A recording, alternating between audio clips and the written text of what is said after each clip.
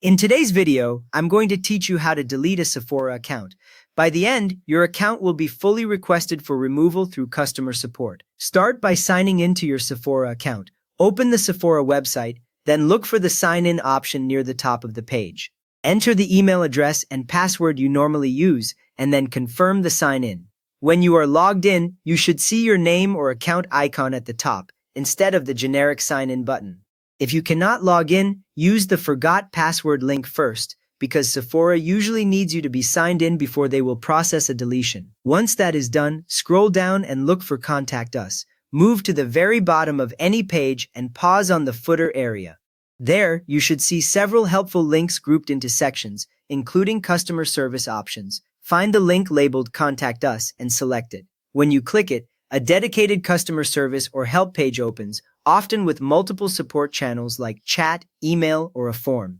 Seeing those options confirms you are in the right place to talk with Sephora directly. From there, submit a request to delete your account. On the contact page, choose the method you prefer, such as an online form or live chat. In the subject or topic field, mention that you want to delete your Sephora account, not just unsubscribe from emails. In the message box, clearly state that you are requesting permanent deletion of your Sephora account and associated personal data.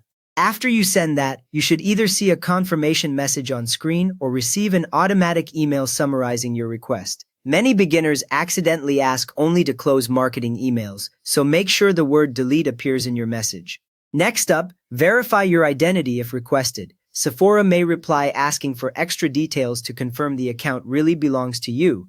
Typical questions include your full name, billing address, or the email linked to the account. Sometimes they might ask you to reply from the same email address that is on the account, or to confirm the last 4 digits of a saved card, but never your full card number. Answer only through the official support channel you started with. Once they have enough information, they will tell you that your identity is verified and that they can proceed with the deletion process. At this point, wait for Sephora to confirm your account deletion. You will usually receive an email once the deletion is complete or scheduled. That message often explains that your profile and saved preferences are removed and that you will no longer be able to log in with that account. Processing time can vary, so keep an eye on your inbox, including the junk folder, for several days. If you still can log in after their confirmation, try again later, because some systems update in stages and loyalty points or order history may disappear first. You have now requested and confirmed deletion of your Sephora account through customer service.